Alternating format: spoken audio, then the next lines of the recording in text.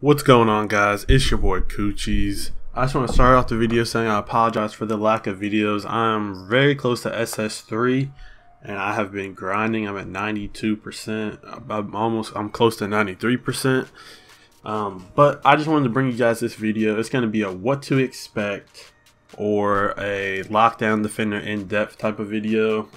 My glass cleaner one and my shot creator one actually did pretty well, especially for when I made the videos. This is when I didn't have too many subscribers, so I decided to bring you guys this one. I did bring you guys a video of the best way to rep up, which is using a lockdown defender in Pro-Am. It's pretty much a guaranteed maxed out A+, as long as you just aren't fouling that much. So we're gonna get into the pros of cons of being a lockdown defender, and so let's get right into it.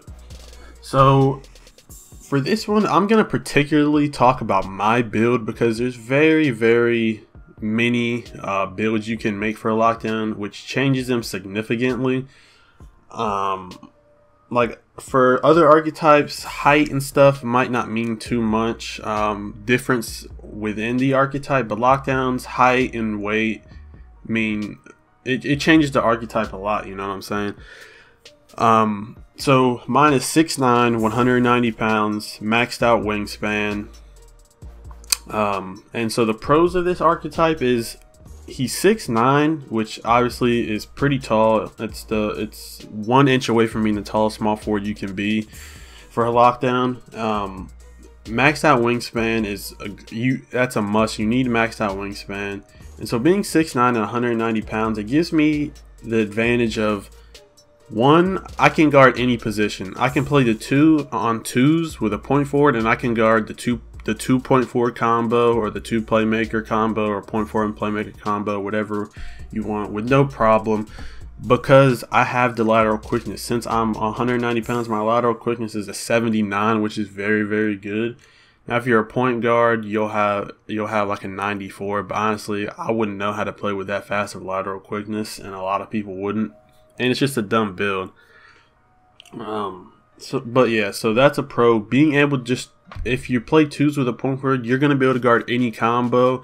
And even on 3s, you're going to be able to guard any combo. Now, when it comes down to like glass cleaners and post scores, they have the strength on you. I didn't upgrade strength on my player, even though it's one you should upgrade for a lockdown.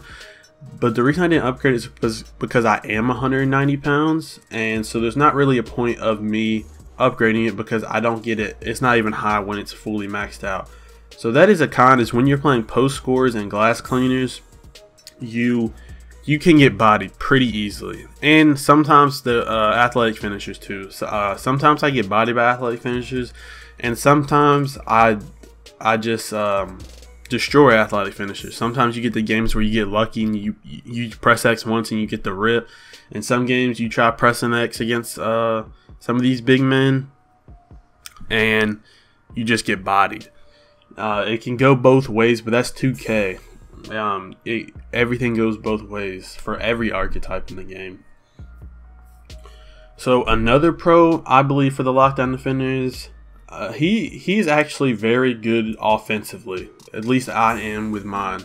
Now obviously everybody has the potential to be very good offensively, and you just have to be smart with him. Like, if you just have to take really smart shots, and he's great from the mid-range. Maxes out at 74. If you have hot spots and somebody pass it to you off a dimer and you got your catch and shoot, it's a good chance it's gonna be green. Obviously you're gonna miss. It's only a 74, but yeah, I mean it's a very good chance it's actually gonna be green.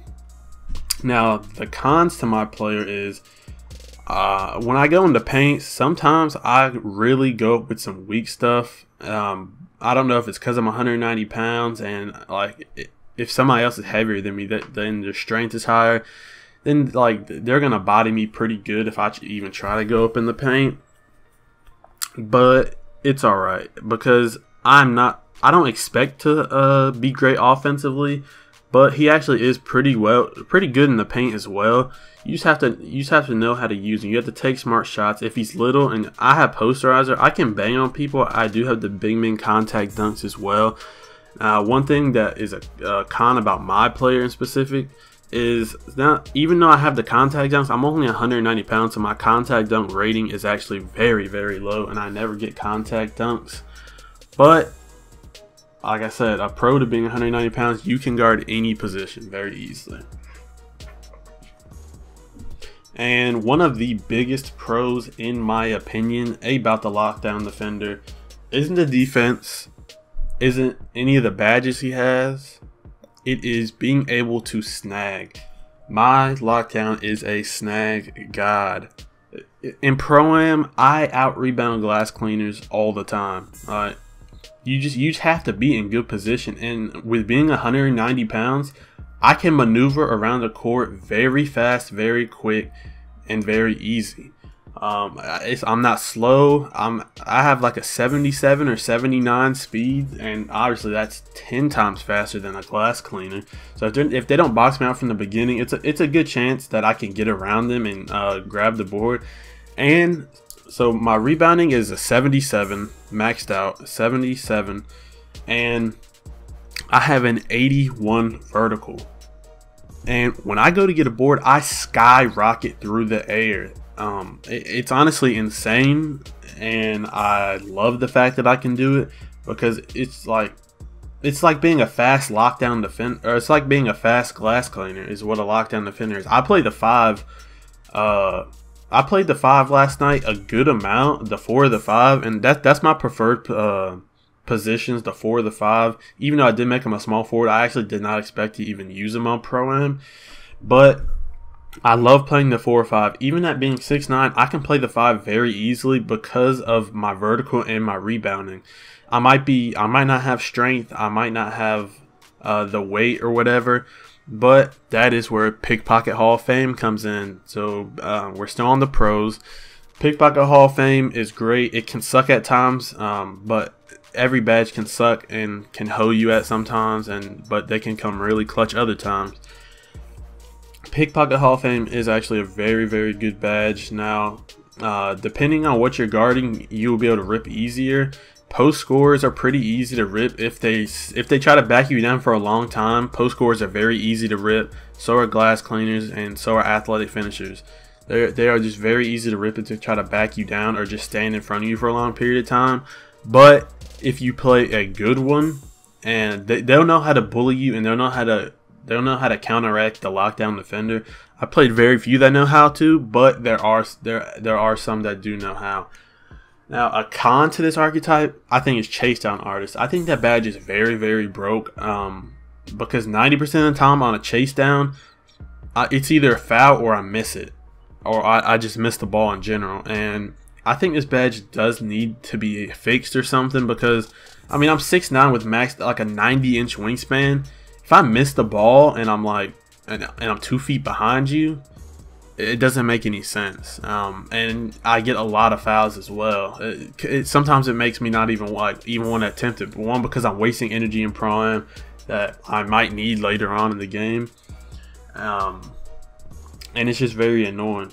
Now, another con for this archetype is trying to get pick dodger as a small forward. It'll come during time just playing career, but it's not a badge you can really like grind for. Like it just kind of happens, you know, because at a small forward, not a lot of small forwards get screens set for them. A lot of them are off ball when they actually are set, but even then, it's still very rare for a small forward to get a screen set for him. So it's just a very annoying badge to try to have to get, because you can't actually just go in career and try to get it. It just happens when it happens. And then one of the worst cons, in my opinion, is having charge card as one of your upgradable badges.